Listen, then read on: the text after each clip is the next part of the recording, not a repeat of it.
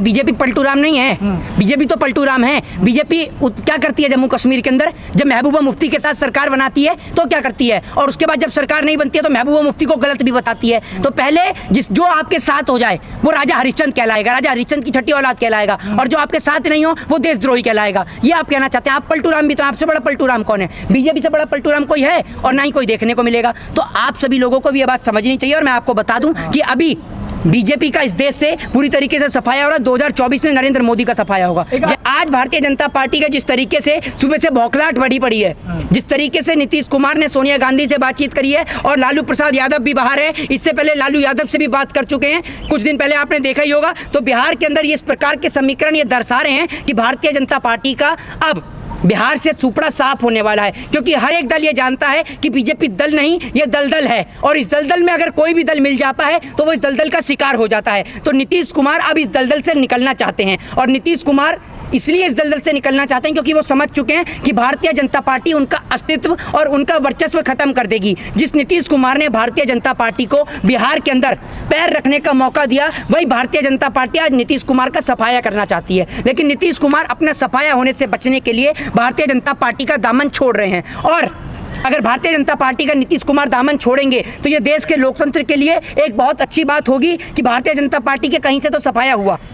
हाँ, ये मीडिया में जब ये चलता है कि मोदी जी प्रधानमंत्री बनने वाले हैं दोबारा से, तो अफवाह नहीं होती है, ठीक है ना। लेकिन जहां बीजेपी की सरकार गिरने की बात हो जाए तो अफवाह होती है। नीतीश कुमार को अगर अपना जमीर को जिंदा रखना है, और नीतीश कुमार को अगर बिहार में वापस वोट पाना है, या फिर लोगों से वो उम्मीद रखते हैं कि उनको वापस से वोट दें, तो उनको बीजेपी का दामन छोड़ना होगा। और इसी के साथ साथ एक सलाह मैं मुकेश साहनी को भी देना चाहता हूं, जो वीआईपी पार्टी से हैं, उनको भी देना चाहता हूं कि उनको भी भारतीय जनता पार्टी का दामन जल्दी छोड़ देना चाहिए। क्योंकि अगर ये लोग बीजेपी का दामन नहीं छोड़ेंगे तो उनके पास जो भी सीट आई अगली बार वो भी सीट नहीं आएंगी, उन सीटों पर भी बीजेपी का दबदबा हो जाएगा। बीजेपी तो कितना इज्जत दे रही है नीतीश कुमार जी को, कम सीट होने के बाद भी सीएम बना, वो तो आप देख रहे हैं कितनी इज्जत दे रही है। अभी आपने देखा होगा कि हाल ही में एक बैठक हुई थी दिल्ली के अंदर, उसमें भी नीतीश कुमार ने भाग नहीं लिया था, नीतीश कुमार ने हिस्सा नहीं लिया था। फिर भारतीय जनता पार्टी के द्वारा भी एक कानून और एक प्रस्ताव भी पारित हुआ था जिसको नीतीश कुमार ने मना किया, ये बिहार के अंदर लागू नहीं होगा। तो बिहार के अंदर जिस प्रकार से राजनीतिक खलबली लगातार जारी है, उसके मद्देनजर रखते हुए यही लगता है कि बिहार के अंदर अब सरकार गिरने वाली है। और दूसरी बात मैं आपको ये भी बता दूं कि अब की बार देश के लोग बड़ी समझदारी के साथ वोट डालें, क्योंकि प्रधानमंत्री नरेंद्र मोदी जी नहीं बनेंगे। क्योंकि आपको याद होगा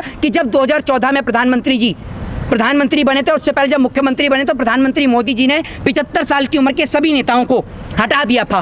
75 साल की उम्र के सभी नेताओं को हटा दिया था। और दूसरी बात, जिसका सबसे बड़ा उदाहरण है लाल कृष्ण आडवाणी, आपने देखा होगा, ठीक है ना। लाल कृष्ण आडवाणी जो प्रधानमंत्री का ख्वाब देखते देखते खुद एक ख्वाब बन के रह गए, बीजेपी में उनके कोई वर्चस्व, कोई अस्तित्व नहीं बचा है। ठीक उसी प्रकार से नरेंद्र मोदी जी अब 74 साल के हो गए हैं, ठीक है ना। तो क्या प्रधानमंत्री नरेंद्र मोदी जी आने वाले वक्त में 74 साल के हो जाएंगे, तो क्या प्रधानमंत्री नरेंद्र मोदी जी दोबारा प्रधानमंत्री बनेंगे? नहीं बनेंगे। कर दिया ना 24 के लिए, अमित शाह जी ने बोल तो दिया। तो फिर भारतीय जनता पार्टी ने 75 साल की उम्र के नेताओं को क्यों हटाया? बताइए ना। पहले तो नियम, नीति और कानून आप ही बनाते हैं, फिर उनकी धज्जियां भी आप ही उड़ाते हैं, ये बताइए ना आप मुझे। तो बीजेपी अपने लिए कानून बनाती है, अपने फायदे के लिए कानून बनाती है। बिहार से एक सवाल लेंगे, आरपी सिंह कह रहे हैं कि जो नीतीश कुमार है वो डूबता हुआ जहाज है। अरे भैया, डूबता हुआ जहाज तो इस देश के अंदर बीजेपी है, जो भी इस पे सवार होगा वो डूबेगा।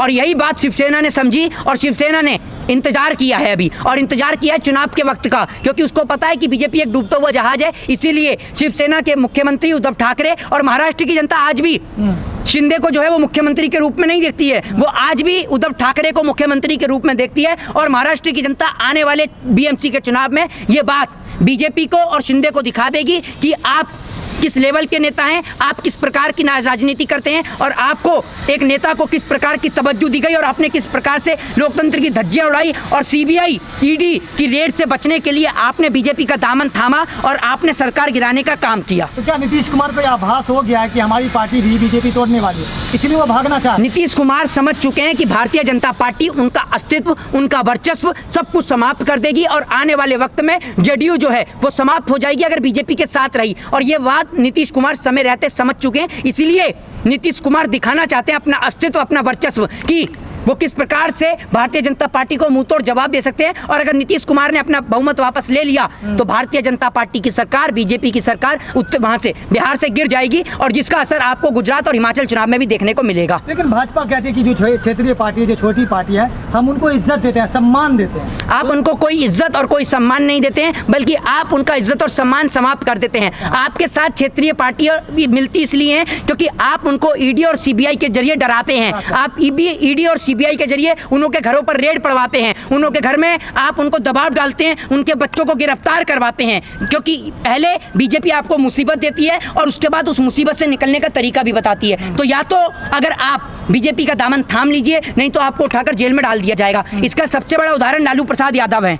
लालू यादव अगर आज भी बीजेपी के ज्वाइन करने की बात कहते तो उनके ऊपर से चारा घोटाले का आरोप साबित जो हुआ था वो सब कुछ हट जाएगा, उनको चारा घोटाले से मुक्ति मिल जाएगी। लेकिन लालू यादव ने, सुन लीजिए, लालू यादव ने जेल जाना मंजूर समझा, लेकिन बीजेपी का दामन थामना मंजूर नहीं समझा। अब यही बात नीतीश कुमार को भी समझ में आ गई है कि अगर वो बीजेपी के साथ रहेंगे तो उनका अस्तित्व और वर्चस्व समाप्त हो जाएगा। लेकिन जो पलटू राम का इल्जाम लगता है, आरोप लगता है नीतीश कुमार का, फिर लगेगा कि मुख्यमंत्री के लिए कुछ भी कर सकते हैं, कहीं भी जा सकते हैं। तो बीजेपी के एक बात मुझे बताइए, आप मुझे बताइए, आखिरी सवाल है, मुख्यमंत्री कौन होगा, तेजस्वी या नीतीश कुमार? वो तो वक्त बताएगा कि मुख्यमंत्री कौन बनेगा। और ये फैसला बिहार की जनता का है।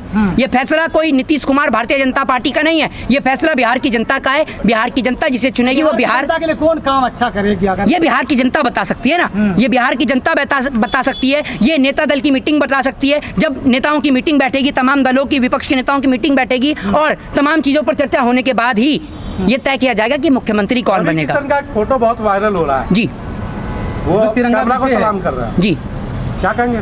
किसको? तिरंगा पीछे है और कैमरे को सलामी दे रहे हैं वो। तो ये सारे फोटोग्राफर है ना, सारे फोटोग्राफर हैं, चाहे नीतीश कुमार हो, वो नीतीश कुमार, नरेंद्र मोदी हो, चाहे फिर उसके साथ साथ ये आपके रवि किशन हो, सारे फोटोग्राफर हैं। तिरंगे की इज्जत तो करना जानते नहीं है, तिरंगे को तो कमर दिखा के खड़े हैं और सामने फोटो कैमरे को सैल्यूट कर रहे हैं। ये आप देख रहे हैं ना, ये सारे के सारे फोटोग्राफर हैं और ऐसे लोगों को अब बिहार की जनता मुंह तोड़ जवाब देगी। अब ये पुराना बिहार नहीं है कि मुंह में गुटखा और पान चबाकर यहाँ के लोग निकलते हैं। अब बिहार जो है वो IAS IPS बनाता है, बिहार देश बनाता है, ठीक है ना। और बिहार हो, उत्तर प्रदेश हो और तमाम जगह हो, ये देश के लोग अब समझ चुके हैं कि अब यहाँ पर वोट जो है वो हिंदू मुसलमान के नाम पर नहीं, शिक्षा, बेरोजगारी और महंगाई के नाम पर पड़ता है। जय हिंद, जय भारत।